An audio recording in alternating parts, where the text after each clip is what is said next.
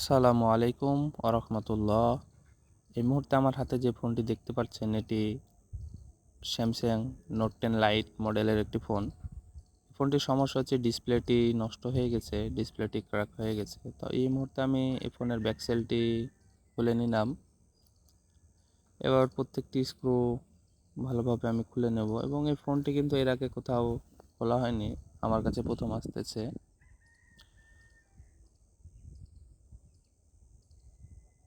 তো প্রত্যেকটি স্ক্রু আমি এখানে ভালোভাবে খুলে নেব এবং যত্ন সহকারে ফোনটি কাজ করব।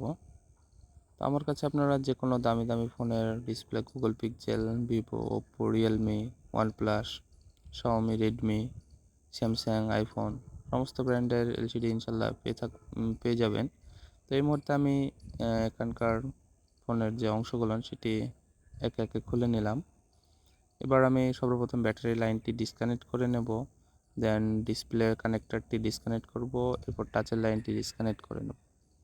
তো এই মুহূর্তে এই ডিসপ্লেটি কিন্তু ক্র্যাক হওয়ার কারণে ডিসপ্লেটি পূর্ব থেকেই নড়বড় অবস্থায় আছে। তো হালকাভাবে ওপেনার দিয়ে আমি এটাকে একটু প্রেস করলে কিন্তু উঠে গেল। তো এটি দেখতে পাচ্ছেন যে ফোনের অরিজিনাল ডিসপ্লে এবং এটি কিন্তু অনেক এক্সপেন্সিভ একটি ফোন ছিল এক সময়ের। দেন এই মুহূর্তে একটি অরিজিনাল ডিসপ্লে এবং অথেন্টিক ডিসপ্লে আমি ফোনে ইনস্টল করার জন্য কালেকশন করেছি। তো এখন যে ডিসপ্লেটি দেখতে পাচ্ছেন এই ডিসপ্লেটি কিন্তু এই ফোনে আগে ইনস্টল করা ছিল এবং এটি নষ্ট ডিসপ্লে। তো নতুন ডিসপ্লেটি আমি এই ফোনে ইনস্টল করার জন্য আমি এই ফোনটি ভালোভাবে ওয়াশ করে নিয়েছি। প্রায় আধা ঘন্টা সময় ধরে এই ফোনটি কিন্তু আমি ভালোভাবে একেবারে ক্লিন করে ওয়াশ করে নিয়েছি যেন কোনো প্রকার ময়লা না থাকে। যে ভিডিওগুলো আমি স্কিপ করে ফেলেছি। এখন আমি এই ফোনটি ডিসপ্লে বসানোর জন্য যে পেস্টিং গ্লু থাকে সেগুলো আমি ফ্রেমে বসিয়ে নিচ্ছি। তো চতুর্দিক দিয়ে ভালোভাবে কিন্তু এই গ্লু দিয়ে নিতে হবে যেন ডিসপ্লেটি ভালোভাবে স্ট্রংভাবে বসে থাকে। তো আমি সর্বদা ভালো কোয়ালিটির প্রোডাক্ট ইউজ করে কাস্টমারদেরকে সেবা দেওয়ার চেষ্টা করে থাকি। আমার সর্বোচ্চ আয়ত্তের মধ্যে যে প্রোডাক্টগুলো পেয়ে থাকি সেগুলো দিয়ে আমি সবাইকে সন্তুষ্ট করার চেষ্টা করি। তো এখানে আমি নতুন ডিসপ্লের যে পলিগুলন সেই পলিগুলন আমি এখান থেকে রিমুভ করে নেব। এই পলিগুলন অনেকজন এই পলি সহ লাগিয়ে দেয়, বাট এটা করাটা আসলে ঠিক না। এখানে আমি পলিগুলন রিমুভ করে নিলাম এবং ডিসপ্লেটি আমি এখন এখানে ইনস্টল করে নিচ্ছি। তো আশা করি এই ডিসপ্লেটি যে ভাই লাগাচ্ছেন উনি কিন্তু চাইলে খুব সুন্দর একটি সার্ভিস পাবেন বলে আমি আশা করতেছি। এবং শুধু এই ফোনটিতেই নয়, কাস্টমাররা যে বিভিন্ন ধরনের ডিসপ্লে আমার কাছ থেকে লাগিয়ে নিয়ে যায়, প্রত্যেকটি ডিসপ্লে আমি চেষ্টা করি সর্বোচ্চ কোয়ালিটির ডিসপ্লে দেওয়ার। তো এখন আমি ডিসপ্লের কানেক্টরগুলো লাগিয়ে নিচ্ছি এবং ডিসপ্লে কানেক্টরগুলো লাগিয়ে নেওয়ার পরে আমি প্রত্যেকটি এখানে যে লক থাকে এবং পার্টস থাকে সেই পার্টসগুলো আমি এখানে ইনস্টল করে নেব এবং প্রত্যেকটি স্ক্রু আমি ভালোভাবে এখানে লাগিয়ে নিচ্ছি। তো আপনারা যে কোনো ফোনের আমার কাছে এলসিডি পরিবর্তন করতে পারবেন, টাচ চেঞ্জও করতে পারবেন। কিছু কিছু ফোন দেখা যাচ্ছে যে ডিসপ্লে ওকে আছে বাট উপরে গ্লাসটি যেটিকে আমরা বলি থাকি বসিয়ে গ্লাস, সেই গ্লাসটি দেখা যাচ্ছে ভেঙে থাকে, যার কারণে ফোনটি দেখতে খারাপ লাগে।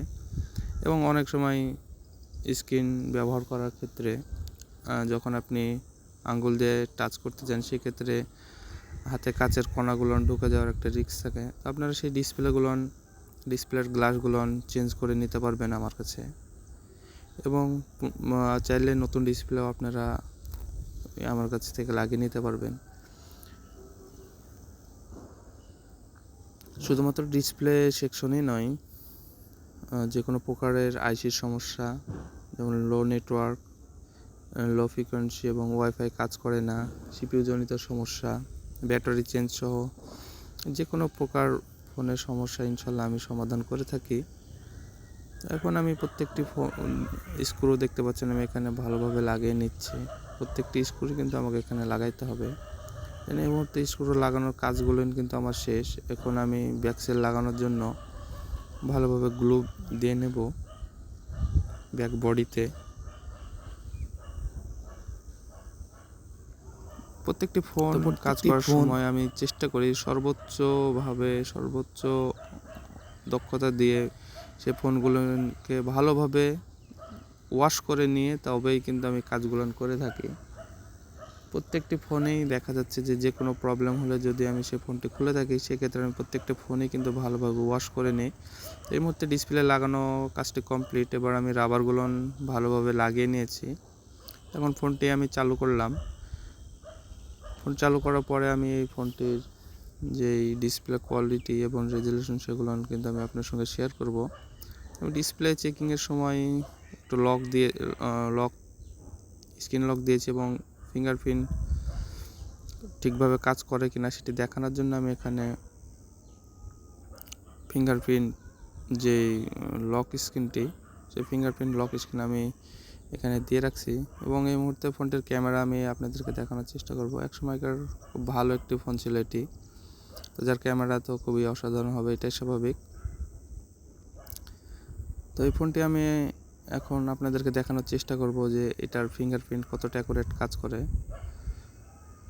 তো দেখতে পাচ্ছেন যে প্রত্যেকটা টাচে কিন্তু এটির ফিঙ্গার কিন্তু অ্যাকুরেটভাবে কাজ করতেছে এবং এই ডিসপ্লেগুলো কিন্তু অ্যাকুরেটভাবে ফিঙ্গার কাজ করে। প্রত্যেকটি টাচে কিন্তু এই ফিঙ্গারগুলো খুব ভালোভাবে কাজ করে, কোনো প্রবলেম দেখা দেয় না।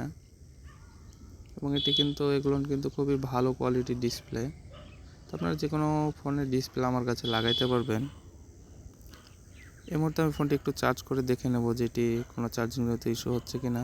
তো এখানে কিন্তু ফোনটি ঠিকঠাকভাবে চার্জ নিচ্ছে। তো এটি ছিল কিন্তু সেই নষ্ট ডিসপ্লেটি যেটা আমি রিপ্লেস করলাম। তো সবাই ভালো থাকবেন, সুস্থ থাকবেন। আসসালামু আলাইকুম ওয়া রাহমাতুল্লাহ।